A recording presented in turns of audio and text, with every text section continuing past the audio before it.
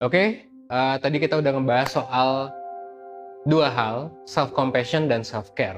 Sekarang gue bakalan ngebahas hal baru yang cukup seru menurut gue, dan karena ini dirasain sama semua orang, yaitu ketika kita ngebandingin diri kita sama orang lain, alias social comparison lah, bahasa kerennya. Nah, ngebandingin diri sama orang lain ini sebenarnya bisa jadi bahaya banget ya. Meskipun memang bisa jadi positif, bikin kita termotivasi, bikin kita jadi kayak, oh ya, gue harus maju nih, gue harus jadi sukses apa gimana gitu ketika ngelihat orang lain yang lebih sukses. Tapi seringkali orang-orang itu kalau misalnya social comparison sama orang lain, memang yang biasanya terjadi adalah yang negatif sih dari pengalaman gue. Kenapa? Karena kita jadi ngerasa rendah diri gitu. Apalagi efek dari, mungkin orang udah banyak yang bilang kayak gini ya, media sosial sih ya. Dengan media sosial kita bisa lebih mudah tuh ngelihat Instagram story orang, kita bisa dengan mudah ngelihat YouTube-nya orang yang kayak pas kita ngelihat mereka kok hidup mereka happy banget gitu dan lain sebagainya. Nah, ini teman-teman perlu inget ya bahwa ya kalau misalnya teman-teman ngerasa negatif kayak gitu-gitu, bisa teman-teman stop sih sebenarnya social comparison ini. Dan perlu teman-teman sadari sebelum gue ngebahas tipsnya setelah ini, intinya ngebandingin diri sama orang lain, apalagi di media sosial ya, yang ditampilin tuh bisa jadi nggak seril itu gitu.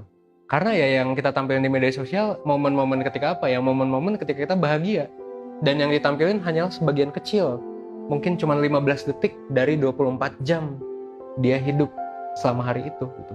Dan kita cuma ngelihat sebagian kecil kan, bahkan 1% dari 24 jam itu juga enggak gitu.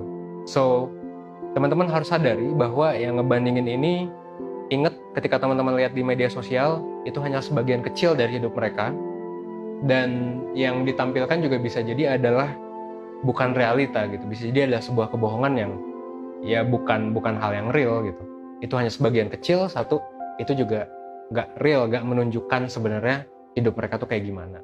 Ya ini adalah salah satu contoh ya, kayak memes yang gue suka di sosial media. Kita bisa ngelihat kayak cowok ini tuh sebenarnya lagi sama cewek gitu yang dia sayang, tapi sebenarnya ya cewek sih mungkin, tapi ternyata di real life kayak gitu ya. Kita nggak tahu lah ya apa yang ditunjukkan orang sama apa realitanya gitu. Cuman teman-teman perlu sadari bahwa untuk di sosial media ya ini bisa terjadi gitu yang kayak gini.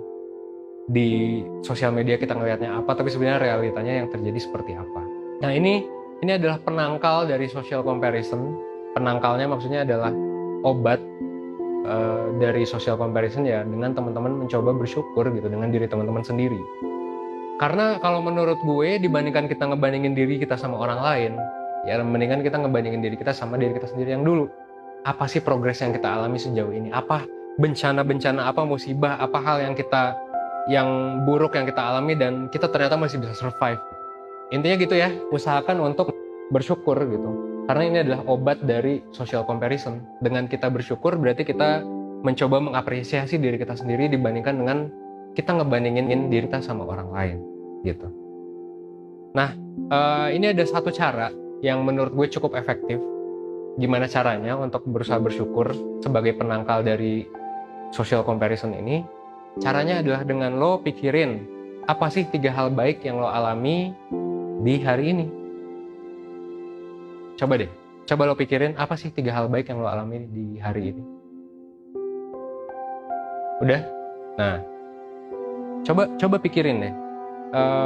Kalau misalnya lo gak kepikiran, mungkin lo kepikiran kayak gak ada hal baik yang gue alami hari ini, gak ada hal baik yang gue rasakan gitu hari ini. Well, mungkin bisa jadi lo salah gitu. Karena sebenarnya hal baik yang kita alami itu ya bisa dimulai dari oke, gue masih bisa nafas, gue masih bisa makan nih, dan makanannya kebetulan bikin gue kenyang, atau makanannya mungkin enak yang masih dimasakin sama ibu gue, atau gue beli dari warteg apa gimana. Tapi yang jelas ya syukur itu bisa dari hal-hal yang kecil sih. Kayak sesimpel kita bangun tidur terus kita ada di kasur yang nyaman juga nih gitu. Dan ya itu bisa ngebantu kita sih buat bisa berdamai dengan diri kita sendiri gitu.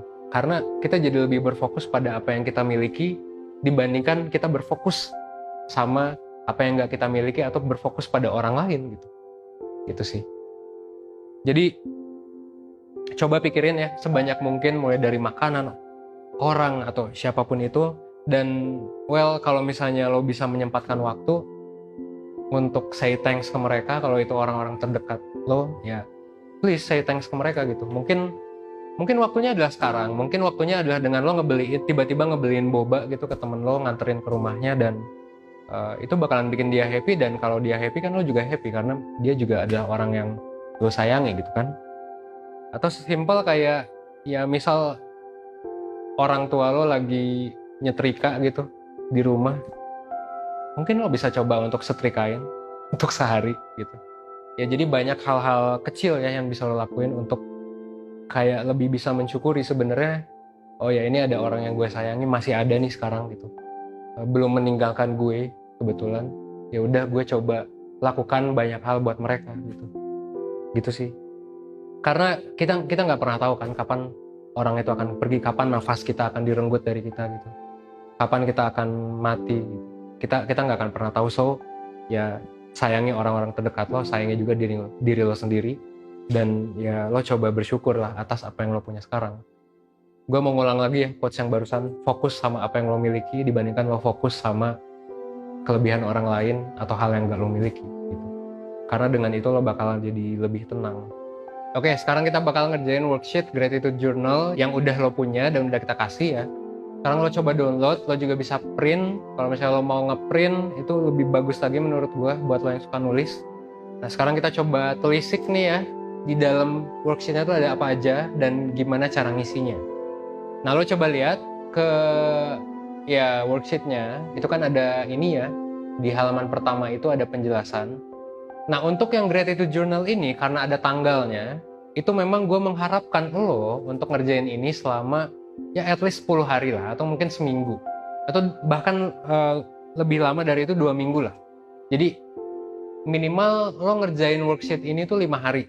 Kenapa? Karena biar membiasakan diri lo untuk mencoba bersyukur sama hal-hal yang lo alami sekarang. Kayak misalnya tadi ya, mungkin hari ini lo terbangun dengan keadaan yang baik, dan lo terbangun dari si itu ya, kasur lo yang empuk, terus kayak lo masih pas bangun tuh oke, nggak perlu khawatir bayar kosan atau bayar warteg, nggak perlu khawatir lo mau makan apa gitu.